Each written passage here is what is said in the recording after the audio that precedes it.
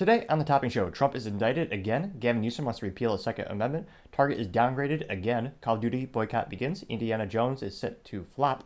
Cracker Barrel joins Pride Month. Bud Light sales are down 60%. Carvana stock spikes 50% increase. Netflix password cracking seems to actually have a positive result. GM and Tesla to share chargers. And Toyota reveals a hydrogen capsule car for the Le Mans race. All that and much, much more on the Topping Show.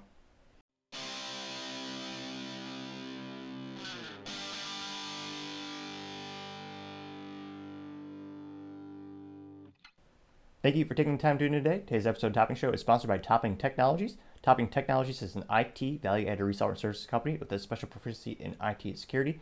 Heck, I see their founder at least twice today. Gotta say he's quite handsome and brilliant. He's me, that's the joke. If you're an IT leader or business owner, reach the team at sales@toppingtechnologies.com. Now, going on to the business part of the podcast, you have Toyota revealing a hydrogen car concept for the Le Mans race, also known as the Le Mans 24 Hours or 24 Hours Lap Le Mans, in which the title, as you might suggest, you want your vehicle to be able to actually travel and operate for 24 hours, a huge engineering feat in and of itself. Now, Toyota's Gazoo racing unit unveiled their prototypes called the GR-H2 Racing Concept. Is going to be for the new Le Mans 24-hour races hydrogen car category. This will be a fascinating thing to do. Pretty much anything they can do to keep the internal combustion engine alive, I'm a fan of, just because those engines by nature are much more exhilarating. Now, Toyota doesn't say if they know when it'll actually be race ready to hit the track, but they say that this machine is for quote-unquote future competition, and they do have some experience with hydrogen cell prototypes in production. Specifically, they actually have their car, the hydrogen engine Corolla, in Japan's Super Toyota series since 2021. And its GR010 hybrid hypercar took the top 2 overall podium spots at last year's Le Mans. So a purpose-built hydrogen car like the GR-H2 makes sense, pretty much just an extension of what they're currently already doing, going from the Corolla to some would say a true supercar. A little debatable. Now, other interesting automotive news, you have GM and Tesla agreeing to share EV chargers. Now, this will start in 2025 because GM has to retool, so it'll be 2025 onward, General Motors models, and they're going to utilize the Tesla EV chargers and the charging port. Very similar, if not exactly the carbon copy of probably the same contract that Tesla just signed with Ford last week. Now, this is an industry shift from the current industry standard CCS charging port in favor of Tesla's NACS, NACS. If you're not into EV cars or you're just kind of learning about them now, basically think of it as an HDMI cord versus an EVGA cord, or different ends of the cords and different standards. So the more and more companies that adopt Tesla's standards and use Tesla chargers, that's great news for Tesla and their shareholders, because obviously there's going to be increased revenue from them. Now, it's estimated that the GM and Ford deals with Tesla could net Tesla as much as $3 billion by 2030 and $5.4 billion by 2032. Now, this is according to industry analyst Piper Sandler, which yet again also shows how ahead of the game Elon was when he was thinking about the entire rollout of EVs, which the bottleneck of the whole technology is really the charging stations. You can't go cross country or even get it to work if you can't charge it at specific locations. Now, of course, the next bottleneck being, how quickly can you charge the damn thing? Because some of us don't want to sit around wait for an hour or 2 hours or however many hours it takes, depending on if you have the supercharger versus the standard charger. That'll be the big way to win people over. If you actually refill and recharge an EV car in the same time they could do the same thing for a gas car, where my little Honda Civic, you pump that in thing maybe 2 minutes, put the fuel back to the top, and that thing will travel about 400, 500 miles, depending on how fast you're driving. Again, with the current technology we have now, not really a possibility, but time shall tell. Now, going on to Netflix news, their password crackdown sharing is actually yielding some positive results for the company. So the company actually boasted that they had its best 4-day sign-up period for new subscribers since 2019, which is unprecedented how good that is. And again, this is a new policy in which if a person resides outside of the main account holder's home, they have to pay an additional $7.99 per month. So a lot of people are pushing back, saying everyone's going to increase the torrenting, just illegally downloading the movies and TV shows. And apparently, people are actually willing to pay for it, which I still find astounding. It's because on average, if you look at most businesses in every category in every industry, if you get something for free, it is extremely difficult to convince them to pay for it. That's one of the reasons YouTube Premium, or whatever they call their paid YouTube, is just, I know one person that actually pays for that, and I still make fun of them every once in a while, but anecdotally speaking, just from my life, talking to my peers and other folks, no one's buying YouTube Premium. Even if YouTube, and they are, putting 2 to 3 ads per video. Now, luckily for you, this channel is not monetized yet, so there's no ads except Topping Technologies. Great place if you need IT. But YouTube is increasing all of those ads, and they're actually blocking the ad blockers, which many people suspect that's why there's less views on YouTube these days, and they're going over to other platforms such as Rumble. But time shall tell to see if it's a good long-term path for Netflix, but it seems like Netflix is, once again, printing money, making their shareholders happy. Other fascinating business news, you have Carvana. Their stock spiked by 50% last Thursday. It's now back up to $24.43 per share. Now, it sounds good. However, keep in mind, the stock spiked at $370.10 per share. That was on August 9th, 2021. Now, interestingly enough, their stock going up so much right now has caused short sellers to lose about $1 billion. So, rudimentarily speaking, people betting against a company saying, I think their stock is going to be worth less tomorrow than it is today, placing bets on that, short selling. And because it went up, all those people actually have to pay up on that bet, so to say. So it'll be interesting. A lot of people, it's a father-son company. They lost most of their fortune a little while back. Obviously, the stock peaked at $370 per share. It'll be interesting to see how long they can keep that idea alive. Anecdotally, I hear a lot of news articles, and I hear a lot of people talking about all the issues where it comes to getting delays, where you actually need to get the tags for the vehicles, and vehicles show up and they got more dents than you can possibly count. And of course, it's not really the only game in town, so I say a lot of other competitors are starting to come to the forefront with a similar service. So time should tell if they can keep being an industry leader, as some might say. Needless to say, it'll be interesting to see what happens to their stock. Now, going on to the culture part of the podcast, you have a boycott for Call of Duty coming to the forefront. Now, many people may not realize, but Activision is really a multi-billion-dollar juggernaut behind the making of Call of Duty. That being perhaps their most popular brand in the past 30-plus years. Activision has actually been around since Atari. And one of the best games of all time is a River Raid on Atari 2600. It's got a cool blue cartridge. Best couple bucks, I'm sure it's on eBay these days, but good two-dimensional graphics. Got a little airplane going down a river, shooting stuff, refueling, blowing stuff up. The good old days. But nevertheless, this all comes from a specific Call of Duty, I don't know what you call it. He's not a YouTuber, he's not into YouTube, but a Call of Duty player aficionado. He professionally plays Call of Duty, makes a living off. He actually has a package in the Call of Duty store where you can buy skins of his character and his guns. Skins being a term in video games where it's just the graphical design of the item.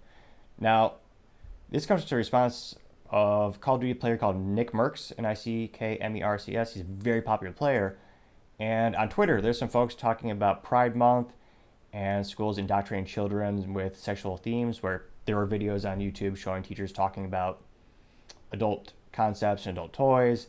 And Nick, everyone was saying, hey, this happened in schools. And Nick simply said, quote, "They should leave little children alone. That's the real issue," unquote. Which, wind back the clock, 5-10 years? Or that would be a very uncontroversial statement. 20 years ago, it would have been unfathomable to even think you're teaching kids about sex at such a young age, as well as all these other themes. So, and for his great sin of simply saying you should leave kids alone, Activision Call of Duty just nuked him. So they removed all his stuff from the store, so he can no longer make his living selling the merchandise from the Call of Duty digital storefront. They removed him from the game as well. And now, of course, because it's on the Twitter, thankfully a little faith in humanity is restored. They are getting ratioed quite bad. And one of the terms on Twitter that was trending a little while back was instead of Call of Duty, you had Call of Groomers. I found that quite entertaining and accurate. Now, Call of Duty had a real recent post where they said, hey, here's a pre-sale of this game, which is one of the dumbest. From a consumer perspective, there's really no limit these days. And I think South Park said it best when they were talking about the Xbox or PlayStation. They had a pre-order, and one of the platforms would say, oh yeah, if you pre-order the system, you get a pre-order this game. And Cartman eloquently said, hey, a pre-order is just a promise for something some assholes in California didn't design yet. Which is true. And nowadays, it's all digital. A pre-order doesn't get you dick. Like, there's no limitation with these platforms when they release a system. It's basically just, again, it's usually hosted on AWS, Amazon Web Services, so it's on someone else's computer being stored and run. It's not like you're going to get a cartridge or a disc in most of these cases anyway. So there's not really that physical limitation. So a pre-order, in my opinion, is the dumbest waste of money you could possibly do for a video game.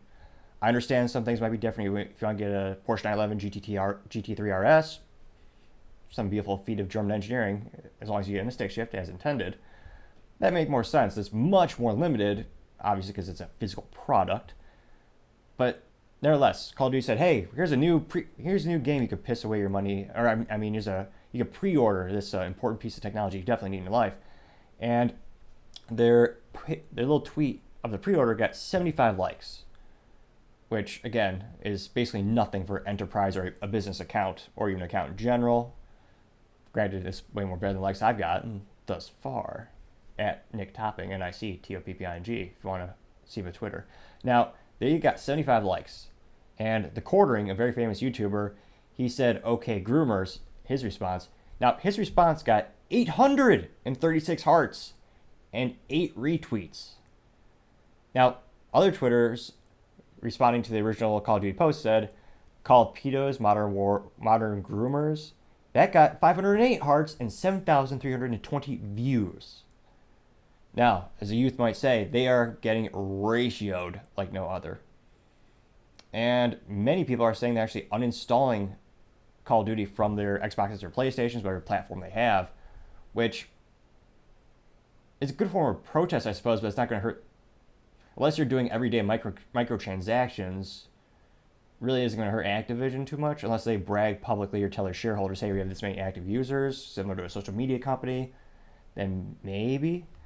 But there certainly isn't the publicity that Activision needs, considering Activision Blizzard is trying to merge with Microsoft to make to bolster their video game offerings, and they have governments around the globe saying, hey, we don't like this, we were concerned about antitrust, and consumers also concerned about it as well.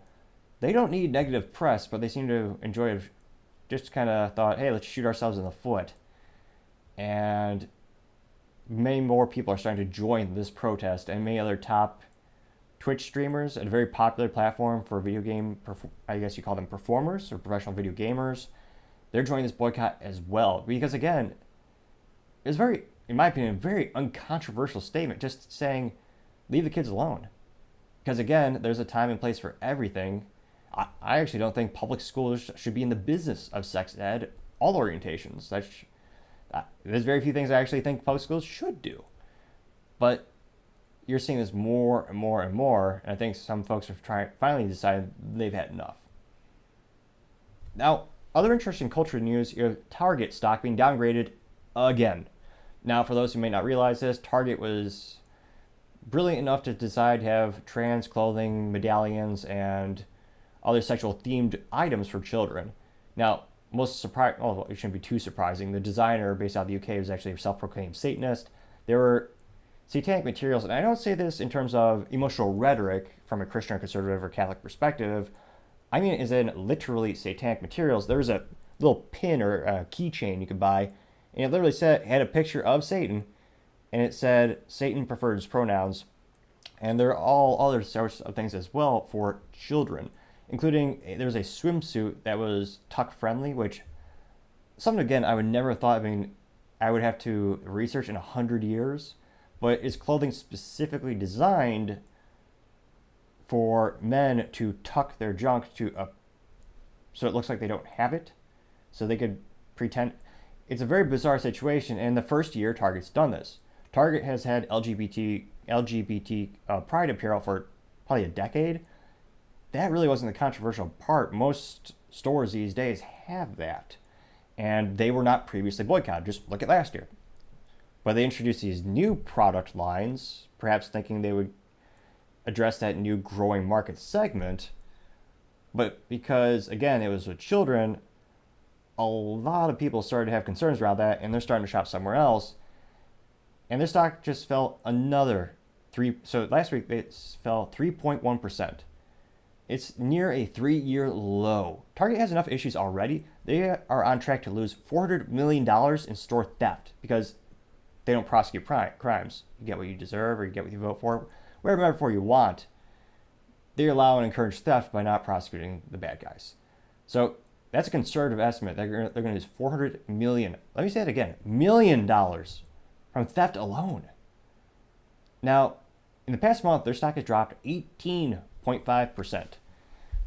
So, in total, they've lost $15 billion, mostly in part to their decision to carry those products and target the kids. Pun moderately intended because the company's name is Target. Now, it's fascinating to see, will they be able to actually pull it out of this nosedive? But apparently not. This is how the recent downgrade comes from the bank Citi, C-I-T-I. Now, they noted that, quote, the retailer, who has supported LGBT pride for years, this season offered merchandise that included female style swimsuits. They have the option to tuck male genitalia. All the products were labeled as, quote, thoughtfully fit on multiple body types and gender expressions, and a gender fluid mug, and a variety of adult clothing and slogans such as, quote, super queer, unquote, among items. This coming, unquote, directly from the Citi analyst.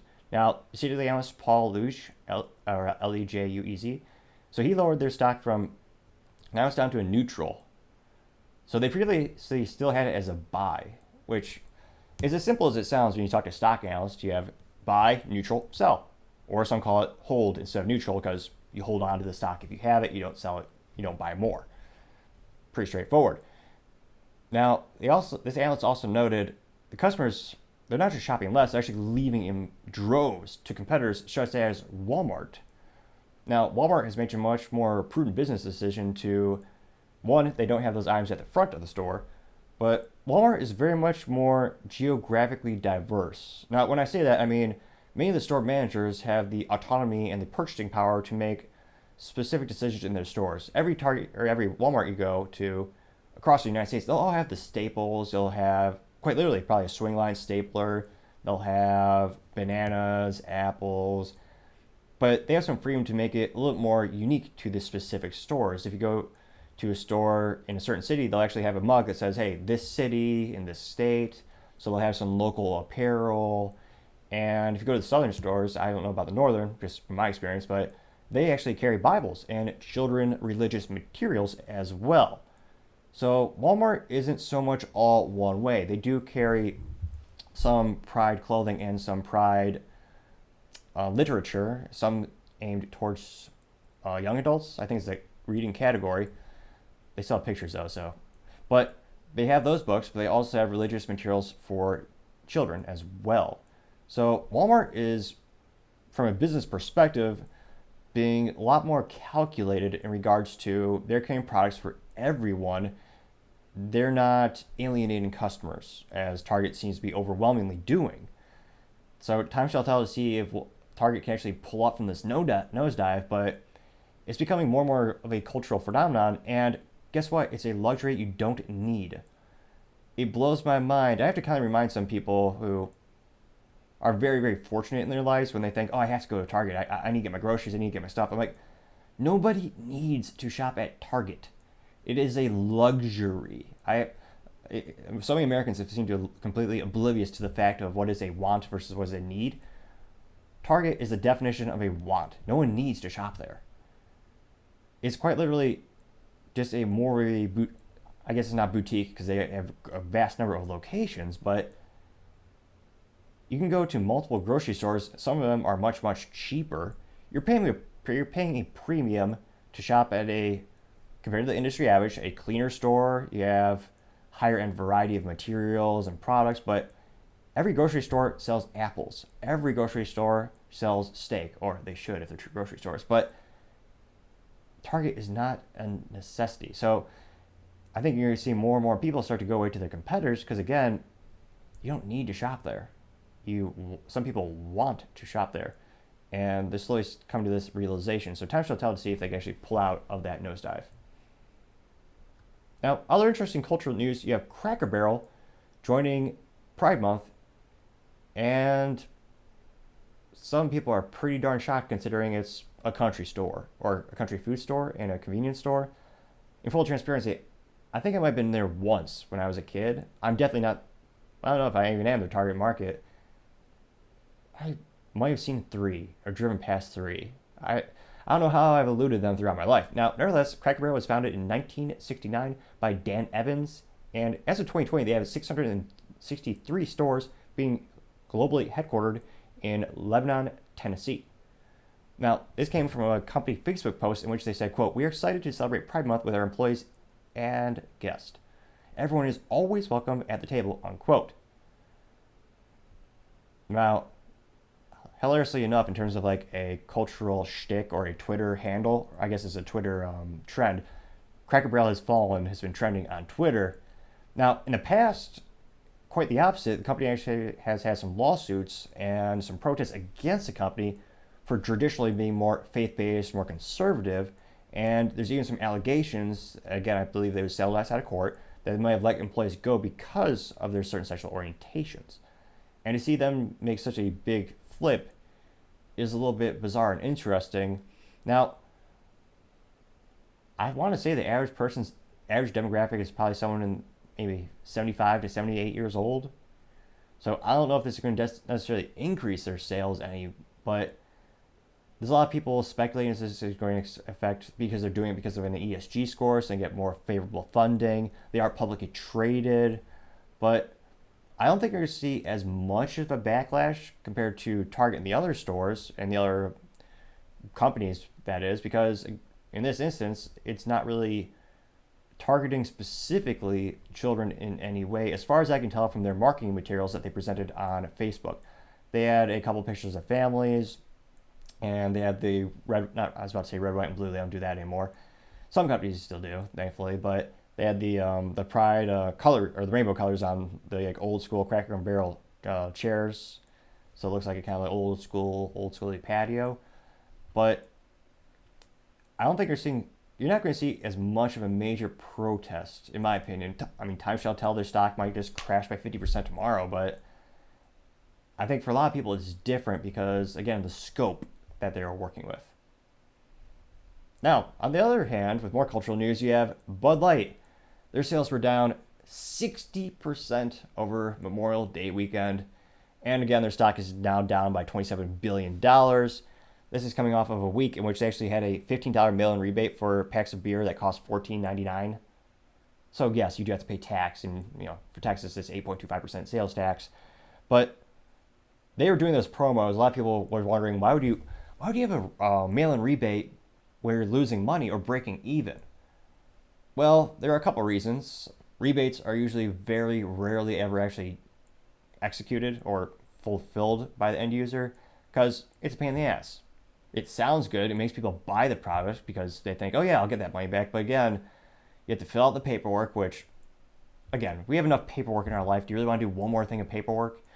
So you have to do the paperwork. You have to mail it, which the U.S. Postal Service, Lord knows if it'll ever get there on time or at all. And then they're apparently supposed to send you a gift card back. And again, with gift cards, those are actually rarely ever used. That's why a lot of stores love gift cards or selling gift cards, because they know the actual rate in which people use the gift card is very, very little. So they actually make a lot of money just selling a piece of plastic. It's very advantageous, which is why every traditional retailer will have them, especially at the checkouts. But that's why it really wasn't going to cost the company too much. Now, they were doing that because it increased their sales. So then they could tell Wall Street and other investors, hey, we increased our sales. Because technically, yes, you increased your revenue. Then not so much about the profit, but they increased the revenue. So that was why they were doing all those mail-in rebates. Now, it also came to light that sales reps from distribution were making about an average of $2,000 less in May compared to last year. And continuous trending is on ballparks. So you have ballparks around the United States, and you have these long lines of 30, 40, 50 people at the Coors Light or the Miller Lite stand, and the person on the little cell phone they'll pan over, and they'll go over to the Bud Light stand, and there's no one in line, which shows how much of a cultural impact this has had. People hate Bud Light so much, they would rather wait in line for, I don't know how long it takes to wait in line for that, 10, 20, 30 minutes to get a competitor. Like, if you're in a ballpark, and again, it's been a while since I've been there, but it's all about the speed. How quickly can you get back to watching the action on the field? And people were literally willing to wait all that time just because they hate Bud Light that much. And the cultural pushback has been that great because Bud Light thought it is a brilliant, prudent business idea to have a spokesperson whose average age, again, is in their teens and cannot legally purchase the product. Yes, that was not a very smart business decision, and that's perhaps going to be the business blunder of the decade. Now, Bud Light, in their defense, or rather, more accurately, Bud Light has chosen to go down the same path in terms of, it seems like they finally chosen the new direction where they want to take the company. For weeks, they were acquiescing from any responsibility and basically just hiding in their basement, sort of like a certain presidential campaign. But they didn't really say anything against one side or the other. Now, they did recently donate $200,000 to the, again, acronyms gotta sound smart, the National LGBT Commercial of Commerce, the NGLCC, in support of its, another acronym, Communities of Collaboration Initiative, COLO Initiative, the COCI, COCI. So they're starting to increase the frequency of their donations to the LGBT community.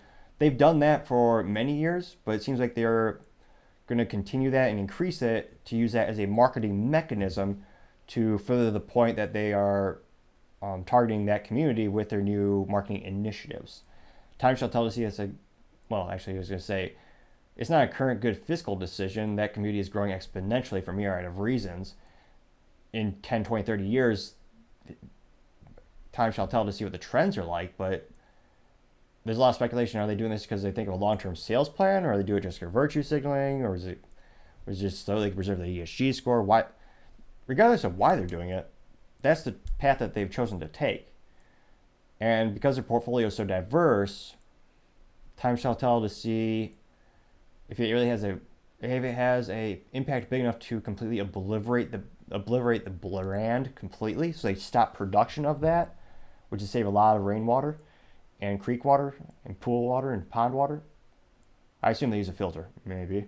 But you also have to ask yourself, how long could it stay on the shelf and not move? Because I suspect those companies, traditional grocery stores, are starting to get pretty frustrated because, again, they don't make a lot of money in terms of how much it costs per unit. It's a very small percentage, but it's all about aggregate, adding it up, selling, pushing product. If you have a product on the shelf that's not moving very frequently as it used to, or not at all, how long will you accept that fact before you exchange it for a product that does move much more frequently? Time shall tell to see if the short term is worse than the long term. Now, going on to the political news of the podcast, you have Trump being indicted again. A little bit of a deja vu. Now, this time he's being charged with 37 felonies, including 31 counts under the Espionage Act with, quote, wrongfully retention of classified records. Now, this has been going on for quite some time, and it's so ridiculously detailed, I do have to reference my notes quite a bit. Now, this started back in 2021 when Trump had a bunch of documents at Mar-a-Lago, and May 6, 2021, the National Archives asked for the documents to be returned, and they estimated it to be about 24 boxes of records. This was to return in accordance to the Presidential Records Act. Now, the National Archives warned Trump that they could escalate the issue to prosecute if he refuses to hand over the documents. Fast forward to January 2022, 15 of the boxes were returned from Trump, and the classified documents were discovered in the documents they returned, so law enforcement was notified. May 2022, the federal grand jury issued a subpoena seeking additional classified documents. The DOJ raided his house later at the Mar-a-Lago estate. The Trump legal team signed a statement saying that they had all the classified material that was returned at that time. Over in August, the FBI executed a search warrant on the property, found even more classified documents. Many, many documents. And one of the most ironic things about ADHD a little bit here, but one of the most ironic things about computers is that when the computer was invented, everyone thought, this is great, we'll never have to use paper again. And ironically enough, someone subsequently invented the printer, and more paper has been used down there before. Granted, it's all renewable resources, so there's really not much of an impact. In fact, it's probably good to plant a bunch of trees. Nevertheless, it seems to be unique prosecution, but I also wonder, why was Hillary Clinton not prosecuted for this? Why was Joe Biden not prosecuted for this? Why is Mike Pence not prosecuted for this? But it seems like Trump, they're going all out. I mean, you had Joe Biden literally had boxes upon boxes of classified documents in a garage with his old Corvette. And he was a VP at the time. And VPs, according to the research I've done, they don't have the authority to declassify documents, which it sounds like the president could just wave a magical wand. Granted, I'm sure there's a little BS bureaucratic little process, but they can basically make them so that they are declassified and it's okay for them to keep them. Also, I would never, just out of curiosity, why do you want to keep so much damn paperwork? I mean, personally, I hate having to keep paperwork for my business just because you literally have to, it's all boring documents or receipts, but you have to keep it for 7+ years. And if something sentimental enough from the presidency, if you're president and it's really sentimental, I would think you just frame it and declassify it. But that's just my 3 cents on the little side tangent in the issue. Now, Trump is the only president to ever be criminally charged. The only one. Does that sound fair at all? I know many people have a great disdain for him, his personality, but does it sound like the law is being equally applied? It really seems like a lot of people are comparing it to a banana republic or a pejorative term for third world countries where you're literally targeting your political adversaries. Now, the government is claiming that Trump willfully and maliciously was hiding material. Now, again, I'm no legal scholar. I do own 1 or 2 ties, as well as a suit, but I have morals, so I'm not. But it's one of those things where, how will you prove he maliciously did something? When, again, just knowing, I've never met Trump, but just anecdotally seeing his interviews, seeing his tweets, I would think it would be one of those things where he was just thought, hey, these are my documents, I'm the president, I'm going to keep them, and they'll be a souvenir. They're mine, it's got my name on it. Granted, that was probably the worst, second worst impression you'll hear all year. I will not make you suffer again with that today. Probably. But it sounds like he just kept them. I don't know, unless he wrote an email saying, I'm doing this because I hate someone, or how do you prove malicious intent? And how do you prove he's going to sell it to another country? Now, it's so fascinating. And then you had Hillary, where literally she had an on-prem email server, which, when you think of an email server, how many Americans have those on-prem? On-prem being, I guess, shorthand for on-premise, as in your house. And she had her own email server. No one has that. I sell servers, my IT company sells servers. Granted, we only sell to businesses, but I've never heard of a single instance where someone had a server on site in their home. Now, she also used a special software called Bleach It to wipe the server completely when she was told that they wanted some of that data.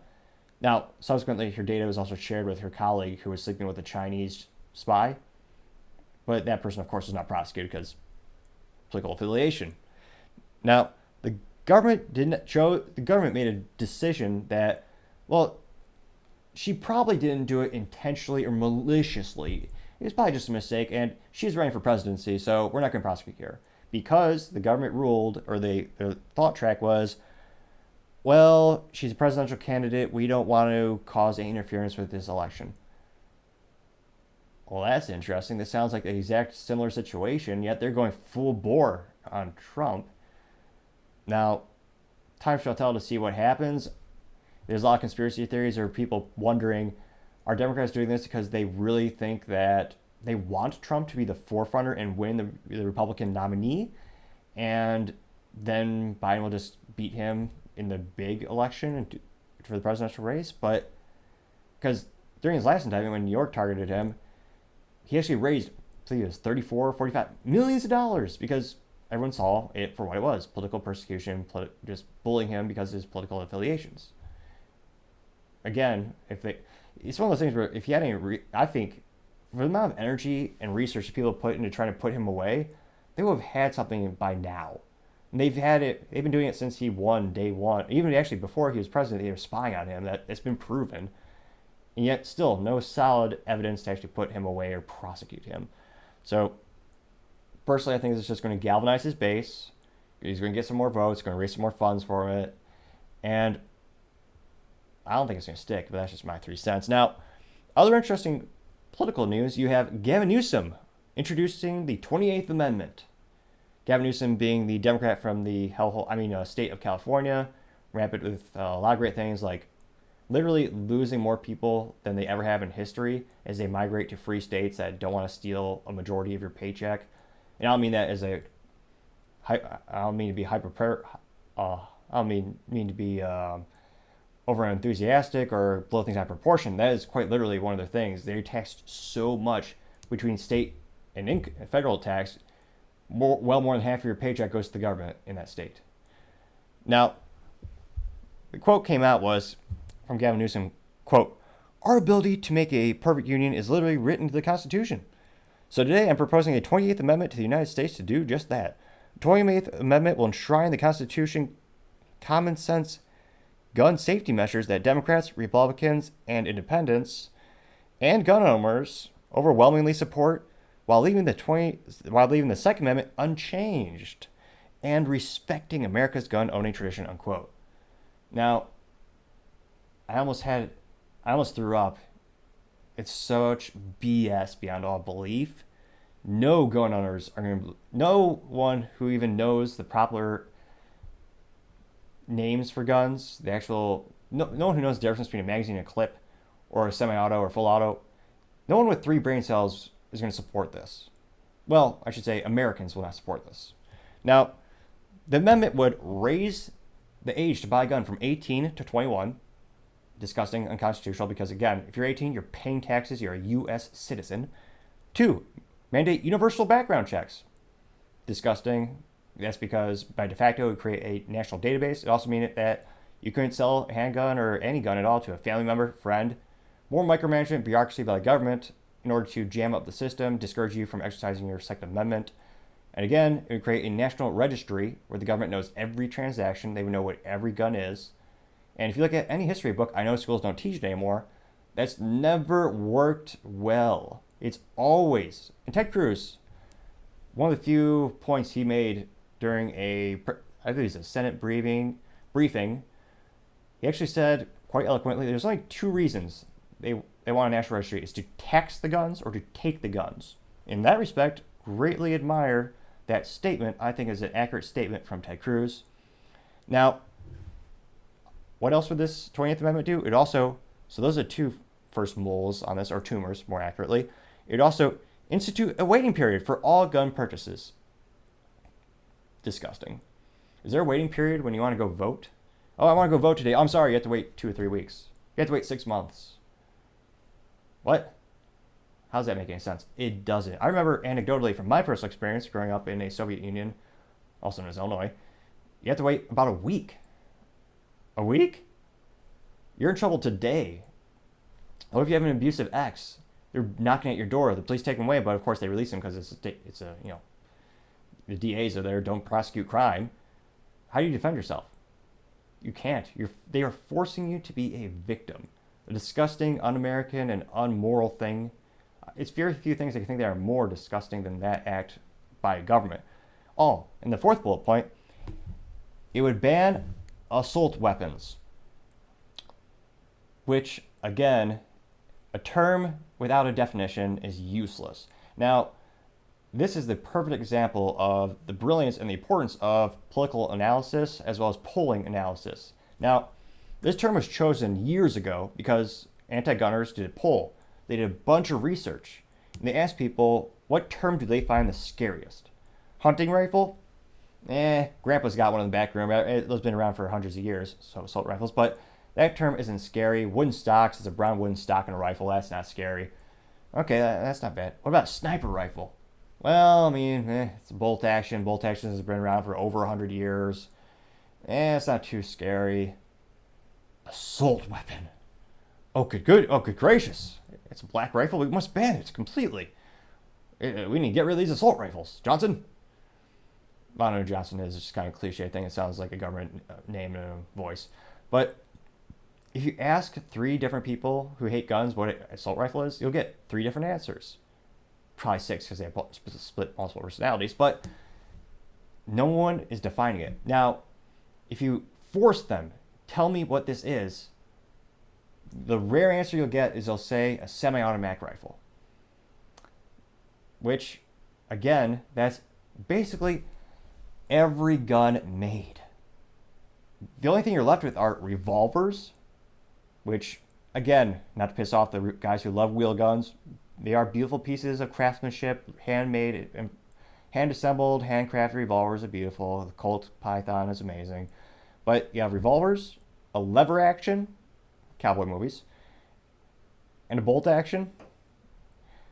More than 50% of rifles sold in the United States are the AR-15 pattern rifle, named after the Armalite Company, an aerospace company based out of California, ironically enough, over 50 years ago. Armalite rifle, AR-15. Now, the issue is they had the assault weapons ban in the 90s. 3 different analysis by the government itself showed it had 0 impact on mass shootings or crime. It literally is just prosecuting or making a rifle look bad because of the pigment. It's a black rifle, it must be bad. They don't care about the Ruger Mini 14. Functionally, they are both semi-automatic rifles accepting detachable magazines. So again, they want to ban assault rifles. They don't know what those are. That would leave most Americans completely defenseless. And again, we've had semi-automatic rifles for over 100 years. John Moses Browning, as well as brilliant men in history, a mechanical engineer unrivaled. His design, one of the best ones being the 1911, which some call the Colt 1911 since Colt manufactured many of it, but that was engineered in 1911. Over 100 years later, enthusiasts are still using that pistol. And guess what? Semi-automatic. You pull the trigger once, you get 1 round down the range, or shoots 1 round. It's an overwhelming majority of firearms. And again, these laws will do nothing against the bad guys. A more prudent approach would be try to actually address the issue and not put a band-aid on the problem by only passing laws that will hurt law-abiding citizens. Now, a lot of people are wondering, why is he proposing this now? He's been sitting on his ass, ruining the state of California for more years than I could count, or more years than I would like to think. But why now? There are a lot of speculation he is basically virtue signaling or doing this because he knows there's not enough votes to get this passed, but he's doing it to prime his attempt to become U.S. president, which time shall tell. Again, it sounds crazy, and it kind of is, but whether it's technology, a car sale, politics, the incumbent has a big advantage because they're already there. And in terms of political fortitude and cognitive abilities, the 2020 midterms were the best midterms in decades for Democrats. Joe Biden is going to drive that point home. He said he was in charge.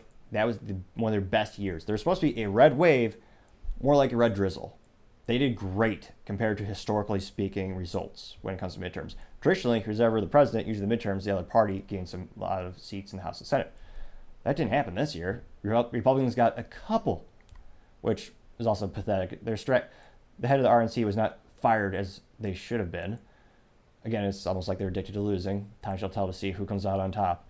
But Gavin Newsom, in my opinion, he's doing this now because he wants to prime and run for president. But again, this bill will do nothing. And you know who's a lot smarter than Gavin Newsom? Well, a child or anyone actually with more than 3.5 or 4 brain cells is smarter than him. But the founding fathers are infinitely smarter than him. Something that annoys me so much is when people talk about gun restrictions and gun laws, and they say, well, back in the day, they only had muskets. You know what they also had?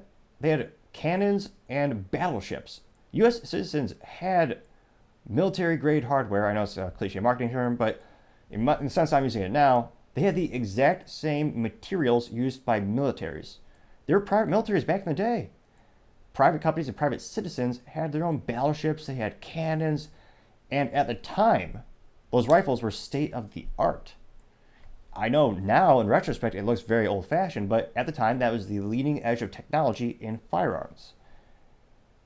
And yet people say it's outdated. Well, I would say human rights are never outdated, and everyone deserves the right to defend themselves and their family.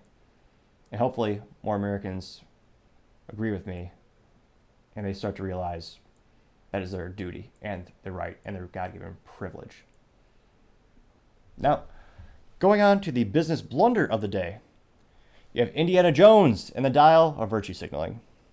I mean, that's not the actual name, but that's what I'm calling it. Now, just to give you a sense of this film, although calling it a film might be an insult to film just because it's probably not worth not cellulose. This is a special material film is printed on, but just to reiterate, give you a perfect example of the embodiment of what this movie is. I'm going to play a little clip of the preview.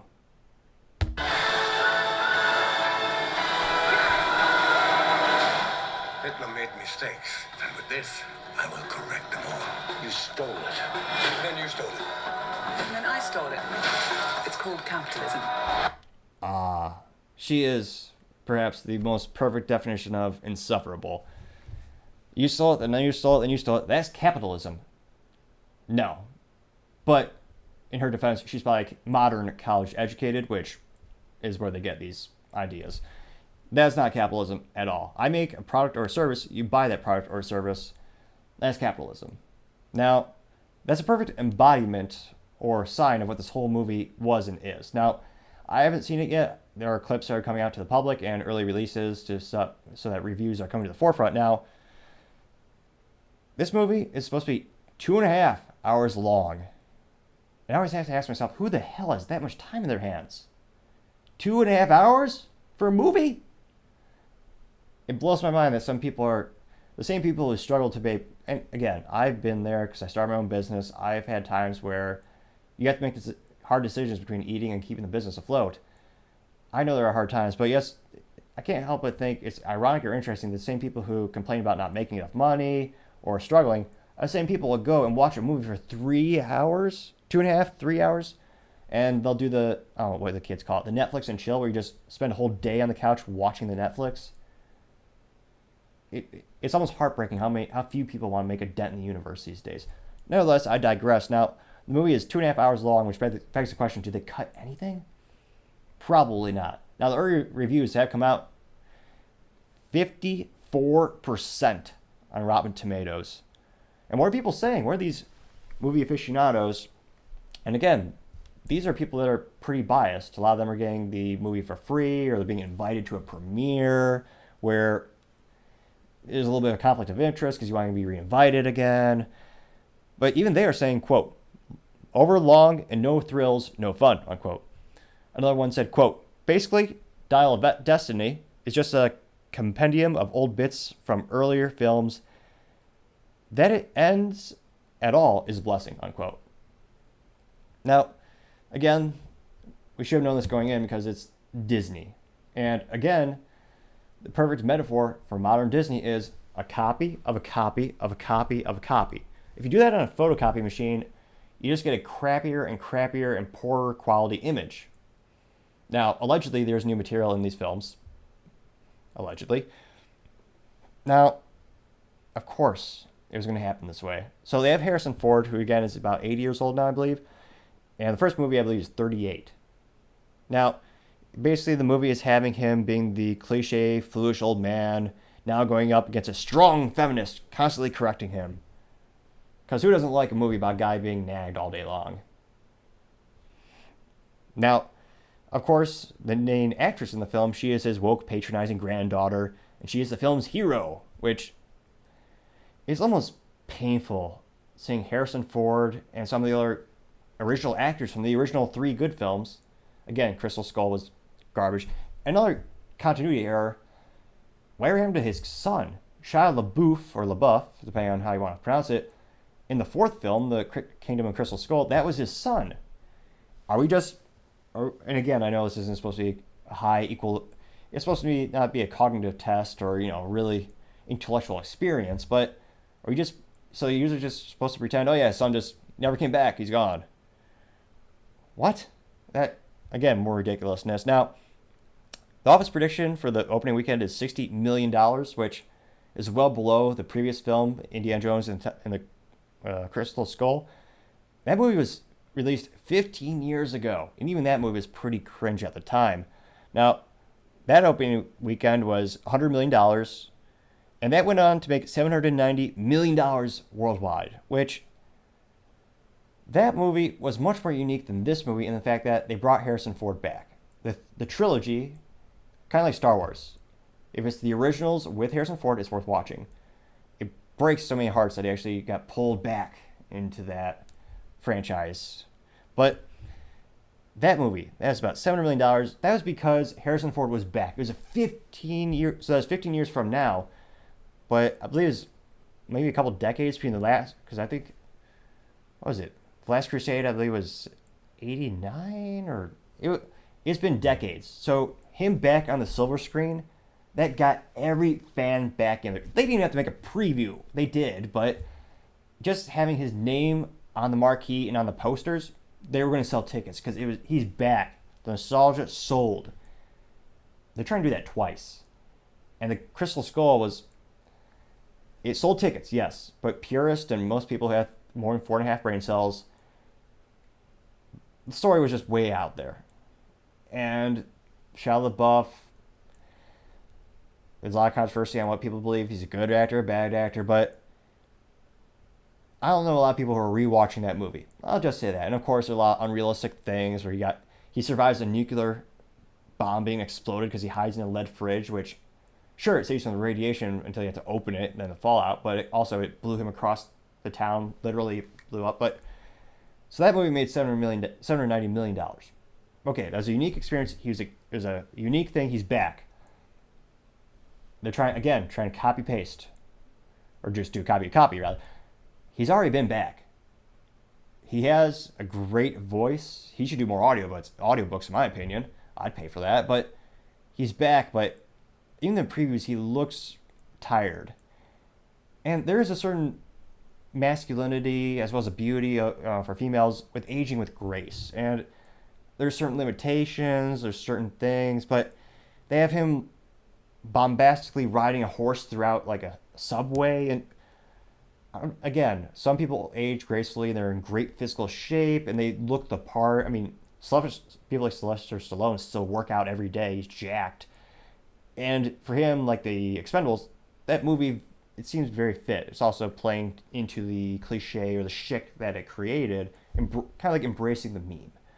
Now, but I digress. Going back to this, I'm trying to think of a polite... Is there a polite way of saying pile of dog shit? Pile of dog excrement? That's fancy. But, so they're estimating the cost. So the production cost to make this film, Indiana Jones and the Dial of Virtue Signaling, was $295 million. Partially because they're paid a lot of CGI to de-age Harrison Ford. I think which is way too ambitious. The technology is getting better, but a lot of the critics were saying it looks cringe. It doesn't look like him because, again, it's a computer. But it cost him $295 just to make the damn thing. Now, keep in mind, this is before marketing. Marketing, the industry average, they estimate about 2x. So let's round up to $300 million to make it. That means they have to spend about $600 million to market the film, to get the word out there. So in order for them to break even, they need about $1.2 billion of box office. Or rather, actually, they need to make $1.2 billion, which means the box office needs to be greater Because again, the box office is split. I mean, the box office is how AMC, Cinemark, the theaters make their money. They also make it off $15 and $25 bag things of popcorn. But again, they share it. The total box office, that's not all going to Disney. They're sharing that. So they need to make about $1.2 billion. Do you think this will make that? Well, I guess I can't hear you. You can always say it in the comments, but no. There is no way this will make $1.2 billion. If it was, it would have to be a great script. One, but you'd also need better actors, better actresses. Like, Harrison Ford can still play Indiana Jones. He's the original actor. I think the role should die with him. There's debates on if this girl is going to be the new Indiana. Or I guess no, that's his name. Indiana Jane. There's probably some way you could change the name to make it female, but a lot of speculation they're going to prep her for her to be the new Indiana Jones figure. But does anyone really want to see a movie about a grandfather and his annoying ass granddaughter just complain at him throughout the whole film, and they make him look like a helpless old man? That's almost heartbreaking for any true fan, which again, people are hearing these reviews. A true fan doesn't want to go and see someone they greatly respect, some of their idols, be shit upon. Again, pardon the French or whatever vernacular you want to use for swear terms, but it's just disappointing and sad, but it's not unpredictable because, again, it's Disney. Bob Iger, the CEO, the current trajectory of the company is going the way it's going to go. But in terms of a business blunder, there's no physical way, even with globally, with China having a huge market, it's not going to make $1.2 billion. And again, even if it did, all the stars aligned right, and they made $1.2 billion, that's breaking even. That's terrible for a business, especially Disney. Bob Iger's instruction is to cut cost of content, not just making content, but licensing content. And they're laying off about 7,000 employees throughout, that's their goal for the whole year, I believe. So to break even on a project, that's got to be the business blunder of the day. It's probably up there in the top here. Let me know if you want to have an actual award for business blunder of the year. I might have to do something like that. But I digress. Thank you everyone for taking the time to tune in today. Cannot thank you enough for liking, subscribing, commenting. All the feedback is greatly appreciated. Also, don't forget to tell your family, tell your friends, tell your coworkers, heck, tell your enemies, tell anyone and everyone. Just stay safe and fight the good fight.